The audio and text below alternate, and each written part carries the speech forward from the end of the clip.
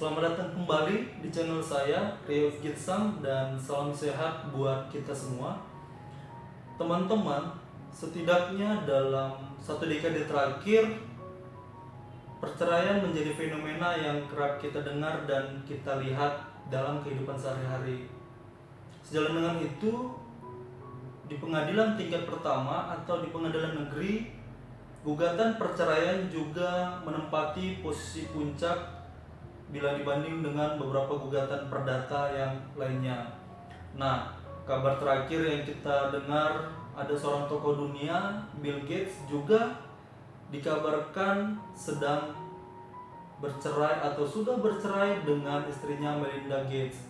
Nah, pada video kali ini saya akan sharing tentang perceraian dalam hukum perdata di Indonesia. Nah, untuk memudahkan pembahasan tentang perceraian dalam hukum perdata di Indonesia ini, saya akan membahasnya dengan menjawab 3 pertanyaan yang kerap muncul dalam persoalan perceraian. Yang pertama adalah, apa saja alasan perceraian yang dibenarkan secara hukum?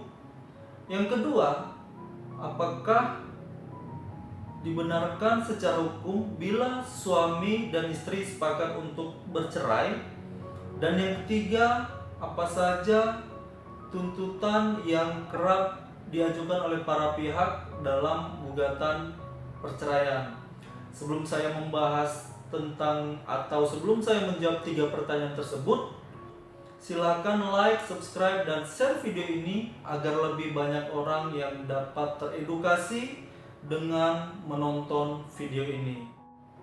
Teman-teman, untuk menjawab pertanyaan tentang apa saja alasan-alasan perceraian yang dibenarkan secara hukum, maka hal ini dapat dilihat pada pasal 19 Peraturan Pemerintah Nomor 9 Tahun 1975 tentang Peraturan Pelaksana Undang-Undang Nomor 1 Tahun 1974 tentang perkawinan. Dalam pasal tersebut diatur bahwa perceraian dapat terjadi dengan 6 alasan. Yang pertama, salah satu pihak berbuat zina atau menjadi pemabuk, pemadat, penjudi, atau hal lain yang sukar disembuhkan.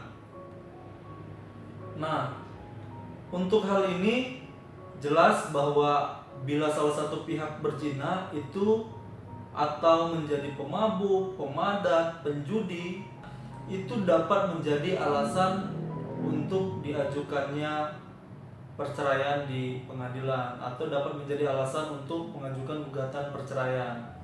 Alasan yang kedua adalah salah satu pihak meninggalkan pihak lain selama 2 tahun berturut-turut tanpa izin pihak lain atau tanpa alasan yang sah atau alasan yang lain di luar kemampuannya. Jadi kalau salah satu pihak sudah meninggalkan pihak lain, artinya pisah rumah dalam 2 tahun berturut-turut, maka salah satu pihak lagi sudah dapat mengajukan gugatan perceraian.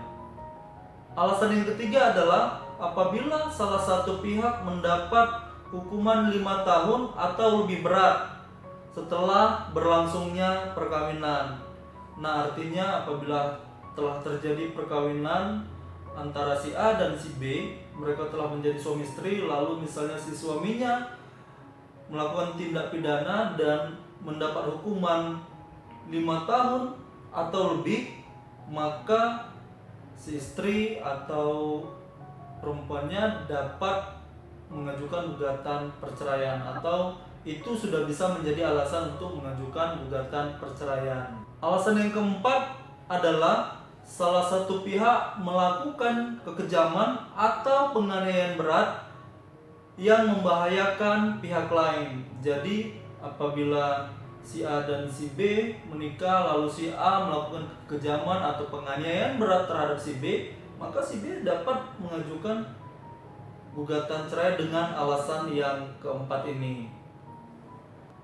Alasan yang kelima adalah apabila salah satu pihak mendapat cacat badan atau penyakit yang mengakibatkan tidak dapat menjalankan kewajibannya sebagai suami atau istri. Dan alasan yang terakhir atau yang keenam adalah apabila antara suami dan istri terus-menerus terjadi perselisihan dan pertengkaran sehingga tidak ada harapan lagi untuk hidup rukun dalam berumah tangga.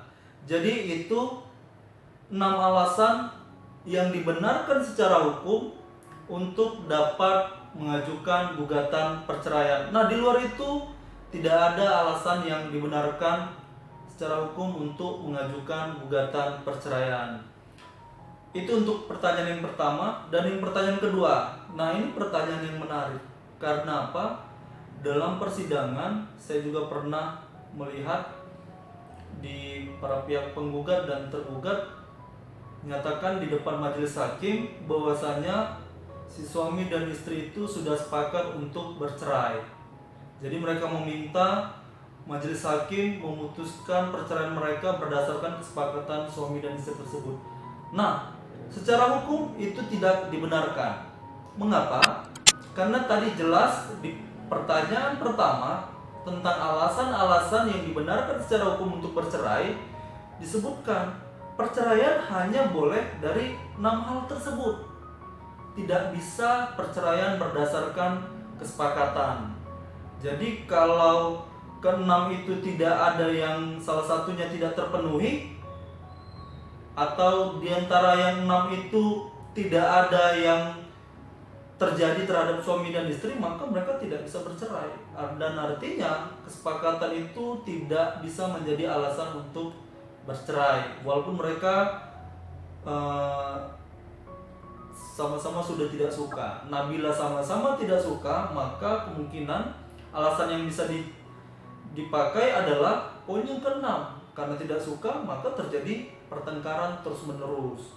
Nah, itulah alasan yang bisa dipakai. Jadi tidak boleh ada kesepakatan antara suami istri untuk bercerai. Nah, pertanyaan yang terakhir atau ketiga adalah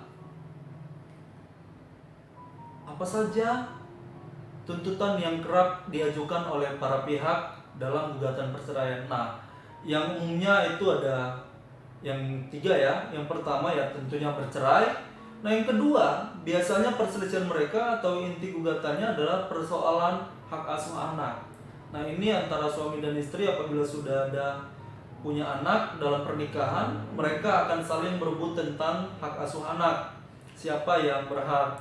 Nah, walaupun nanti salah satu pihak misalnya hak asuh anak jatuh kepada istri, bukan berarti suaminya tidak boleh melihat anaknya atau tidak boleh bertemu pada anaknya.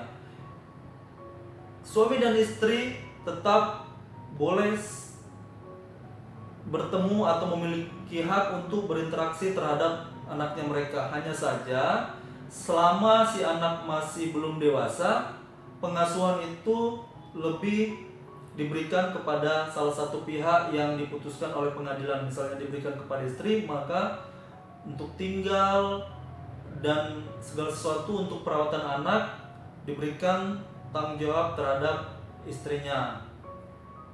Nah, selanjutnya adalah hal yang sering dituntut dalam gugatan perceraian terkait nafkah. Nah, nafkah ini baik ya tentang biaya hidup si mantan istri dan terutama si anaknya. Biasa sekerap ini dibebankan terhadap si suami atau pihak laki-laki. Nah, seperti tadi, apabila putusan pengadilan menetapkan jumlah angka yang harus dibayar oleh suaminya, maka suami wajib menafkahi istrinya, terkecuali istri dan anaknya maksudnya, terkecuali bila si suami dapat membuktikan bahwa dirinya sudah tidak mampu lagi untuk membiayai. Teman-teman, itulah sekilas atau sedikit tentang hukum perceraian di Indonesia. Semoga itu menambah wawasan teman-teman terkait ilmu hukum. Saya yakin masih banyak pertanyaan terkait perceraian. Apabila teman-teman mau bertanya terkait hukum perceraian di Indonesia, silahkan tuliskan pertanyaan teman-teman di kolom komentar pada video ini. Nanti saya akan menjawabnya langsung di kolom komentar, atau saya akan membuatnya dalam video saya selanjutnya.